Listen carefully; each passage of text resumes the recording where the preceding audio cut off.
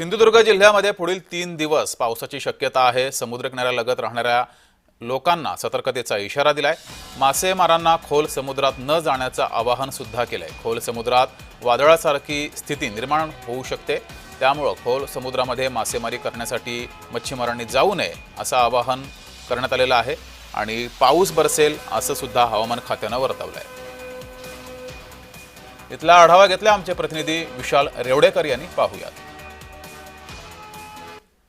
सिंधुदुर्ग जिल्ह्यात आज प्रशासनाच्या वतीने येलो अलर्ट जो आहे तो जारी करण्यात आलेला आहे। सकाळपासूनच सिंधुदुर्ग जिल्ह्यात ढगाळ वातावरण जे आहे ते पाहायला मिळते। पावसाच्या काही रिपरिप जी आहे ती देखील सकाळपासून सुरू आहे। यामुळे मात्र अगदी शेतकऱ्यांचा हातातोंडाशी आलेला घास जो आहे तो मात्र निघून जाणार की काय अशी शक्यता जी आहे ती या ठिकाणी वर्तविण्यात येत आहे। तर दुसरीकडे जर पाहिलं तर सिंधुदुर्ग जिल्ह्यातील त्याचप्रमाणे कोकण किनारपट्टीला येलो अलर्ट जारी केलेला आहे। त्याचप्रमाणे मालवण समुद्र किनाऱ्याला 3 नंबरचा बावटा जो आहे तो देखील लावण्यात आलेला आहे।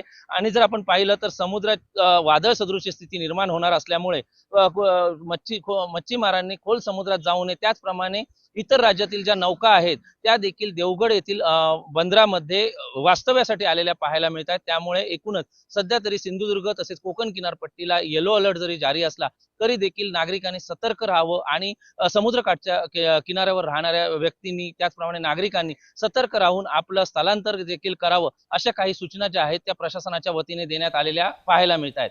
व्हिडिओ जर्नलिस्ट चित्राज परबसह विशाल रेवडेकर, जय महाराष्ट्र न्यूज, सिंधुदुर्ग।